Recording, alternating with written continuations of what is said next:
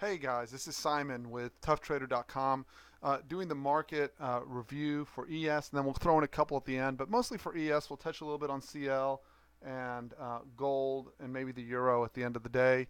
Um, Before we get started, quick reminder, past performance is not indicative of future results.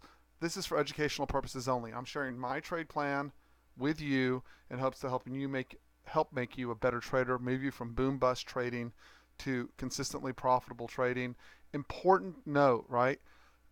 Rule number one, don't blow up your account. It's not necessary. It's not sexy. There's nothing cool about it, right? Rule number two, if you're drawing down consistently, you're doing something wrong. You should be able to pick out high odds trades based on your knowledge. If you can't do that, you don't have enough knowledge to be day trading, right? And go get the knowledge, either from me or from a bunch of other good traders that are out there to teach you, right? And remember, there's a lot of hype out there. Don't get caught in the hype. Make sure that the person teaching you is consistent in their approach, consistent in their execution, consistent in the way that they approach teaching their members. Right, really important deal. Anyways, let's jump in. So for today, coming in on the morning, I like to review again. This is the private Twitter feed to trade and perform. Um, and right out of the gate, right, it's like bonds were still flashing um, risk on in the morning along with gold. Then I listed out the critical areas. I was pointing out that if euro held the 1.199 area, that I was looking for reversal patterns, meaning moves back to the upside. And then below, potential long liquidation, right? I was noting that CL holding 48 has plenty of room to the upside. It made a nice move up to 48.40 today out of 48, right?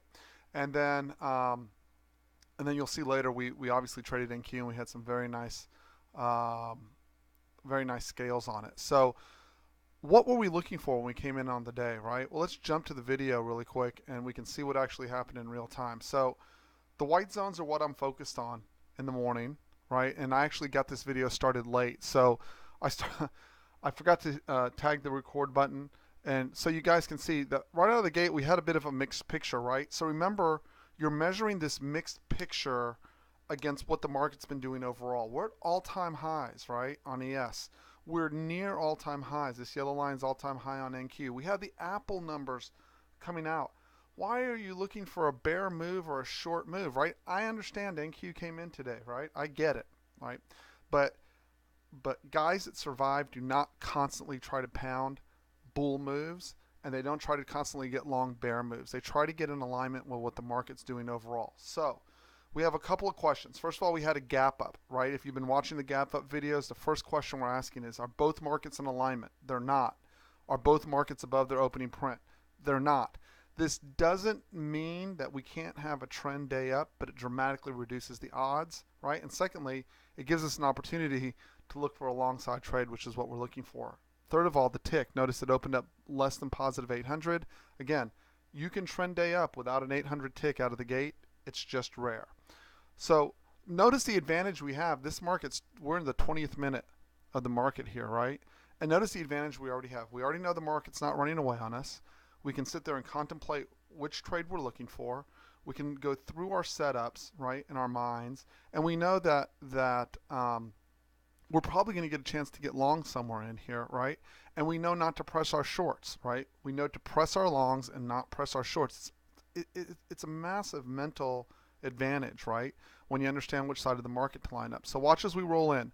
Immediately, I'm willing to take 24.87 long if we get it, and I'm willing to take a long somewhere in here, somewhere between 59.91 and 59.83. I'm looking for responsive buyers. So in an effort to keep this short, right, because you can look at your chart and notice that NQ and ES did quite well today, right? So members, I'm going to flash to the afternoon when I wasn't here to show you what you should have picked up. But first, notice this push in, right? So I want to point something out. Notice the discrepancy between ES and NQ here, massive. When these markets are off, not hanging out together, right? You know that you're going to have a little bit different look. So someone might have looked at this and said, hey, that's a delayed open drive lower. And you might have, except what? It didn't get below a key level. It did not get below the white zone, right? ES is nowhere near the white zone. It's hard to get trade day down when you can't get ES to even fill the gap, right? So what are we doing? We're looking to be responsive buyers from this 59.91 all the way back to this 59.83. And this is really important concept, guys. We know, first of all, look, this looks scary coming in, right? If you're an emotional trader, you're going to look at NQ right here and go, my gosh, I should be short, right? You're going to want to short at the low if you do not have emotional discipline, if you don't have a trade plan. I don't chase down, right? And I'm looking to be a responsive buyer. ES is not coming anywhere close. This is our first zero tick. So I'm starting to accumulate all the way through here, and I understand, really important part of the mental setup, I understand that the push may come all the way down, right? So I come through. Notice you get almost immediate buyers from the top of the zone, right? Now, most guys are going to go, I'm going to put my stop down here, right, because they're just trading the candle. I know the entire zone is valid, right? So I'm looking to get, I am long, and I'm looking to get longer through here. And now you'll notice what I'm pointing out here.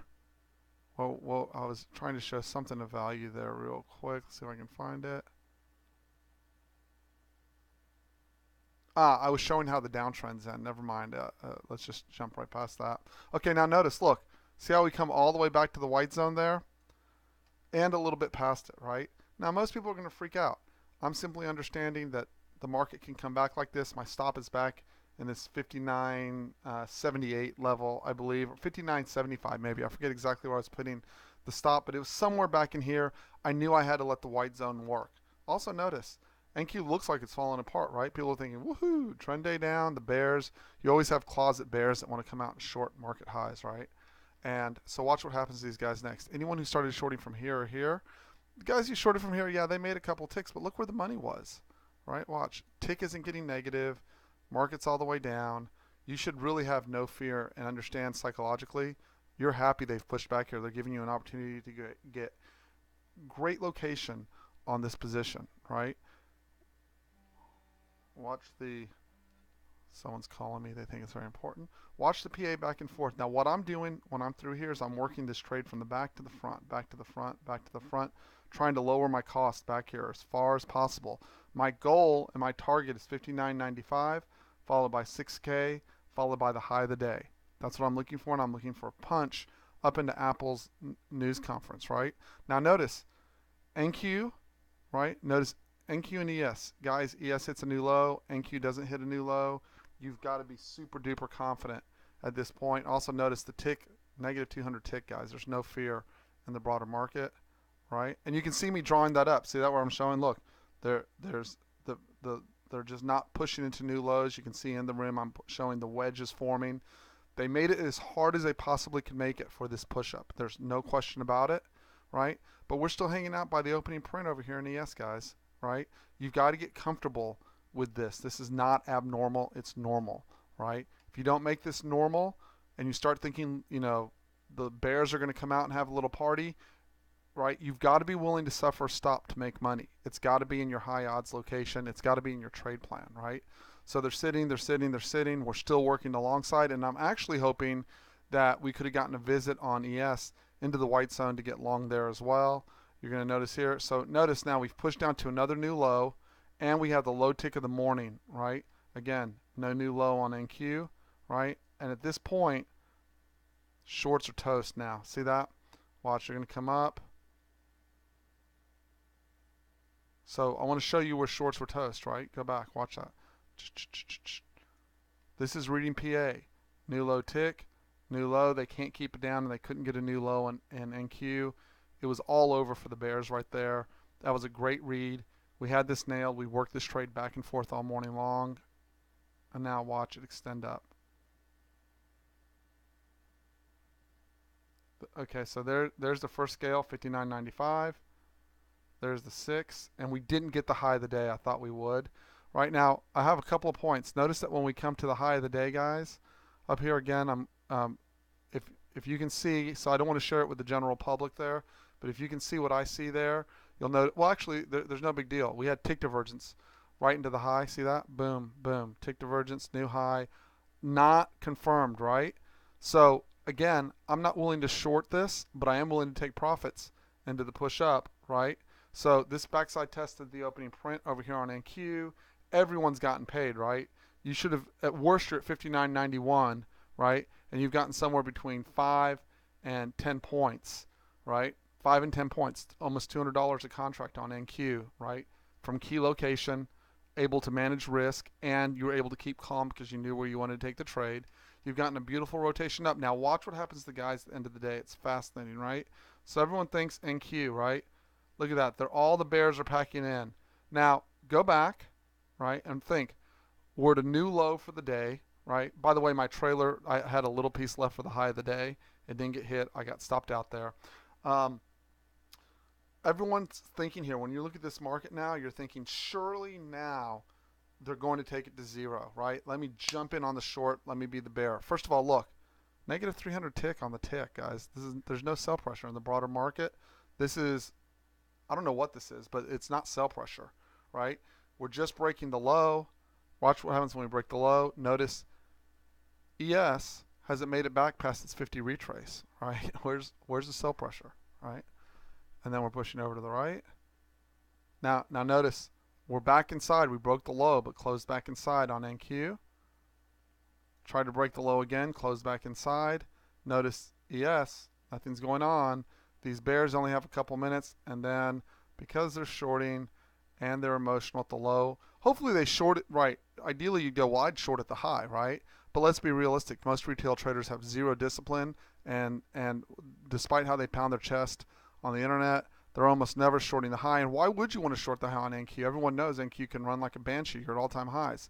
So they're piling in at the lows thinking that they're going to catch a break and a break of Monday's low. They're piling in on ES thinking, this is it. It's going to follow NQ to the downside. And thank you so much for playing. Let me take your money as I sweep you all the way back up to 6K and right back to the high of the day on ES. Shorting the last hour is a bad idea in almost all markets. Being short at the highs is generally a horrible idea, particularly when we're not even consolidating below the opening print on ES, guys. So lots of clues today, lots of good reads. We did not get a great entry on ES, but you did have a opportunity late in the day to grab ES long on the backside test. Biggest negative tick, unable to break the opening print, unable to break the swing low. And again, they tried to break NQ, they couldn't do it, and they forced, you know they couldn't do it, and you know they forced them in, because look, we move from the bottom here, 59.80, all the way back to 6,000. It's a 20-point move. That's $400 a contract. Who do you think was trapped here? No one but shorts, right? So these were guys that the smart money was pressing up here, which is, if you can do it, mazel tov. I congratulate you. But I'm looking for this and these squeezes back up in this environment. Lastly, let's go over to oil real quick. So in the morning, these were the charts from, this is the 11th, here's the 12th. And I did not print a Euro chart last night. I just got too late, and I couldn't think clearly. But I did do them this morning. I did print out what we were looking for, right? So look how the day played out on this. So first of all, coming into the morning, good morning, guys. Bonds flashing risk on, which played out. 1330.32 is critical on gold, right? So how did that look? Let's go see. So did I have a gold chart, or did I have it from yesterday? Let's go look. Oh, there's my GC chart. Here I was pointing out 1330.32, and look at the push above the end of the day. Beautiful squeeze. Here's the 1330.32 that I said was a critical area. I'm going to draw that out for you. So here's 8 a.m. Here's 1330, 1332. Notice we impulse move above, right? And I posted this right around 6 a.m. Impulse move above, backside test, 5060, up above again, 1330, 1332 holds, all the way to 1340. Guys, that's from 1332 to 1340. That's $800 a contract if you're working the top of that, right? Oh, you know what? I stand corrected. It was 1336 to 1340. 1340 was the above number, and you can see we had a double trend line there, and you can see it respected both trend lines, right? First break, came back, barely pierced the low, punches back in, gets above the 30-30-32 critical area, backside test, holds the 50-60 back after the trap off the lows, comes back in, resistance, resistance, resistance, squeeze, and then you can see everyone panicked off the open in early Asia, right? Let's see what our next commentary was for the day, 1330.32. Let's see if we have this. Important on Euro, holding above 1.199. I'm looking for a reversal pattern, right? Retesting a key build from the prior upside break.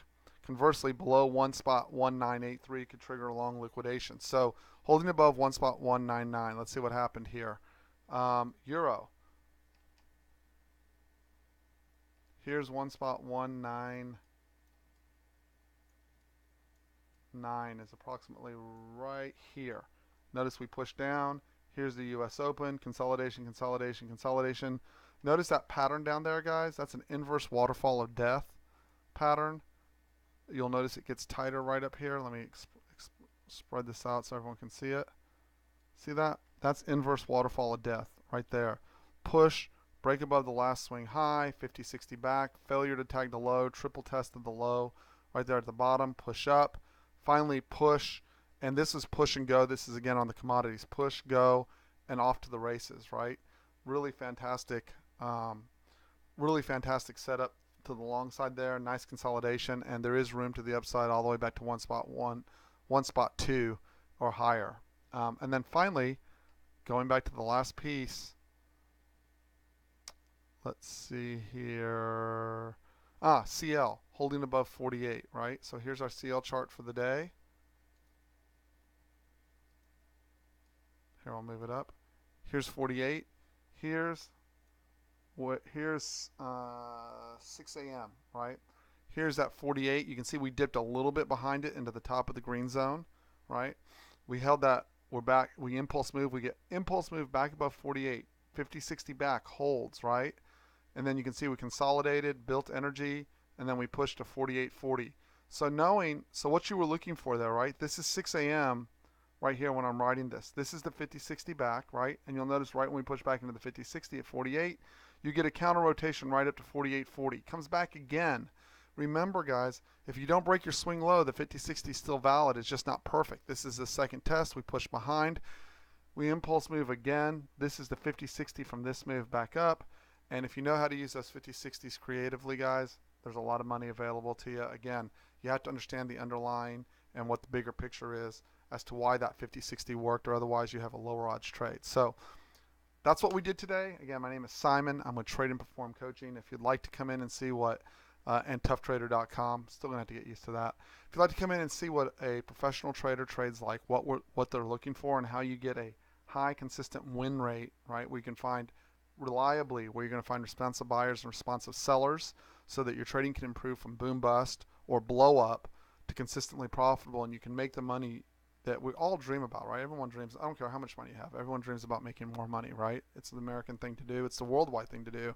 Who doesn't want to make money, right? Who the hell would go through all the stress of learning this if you didn't want to make a lot of money?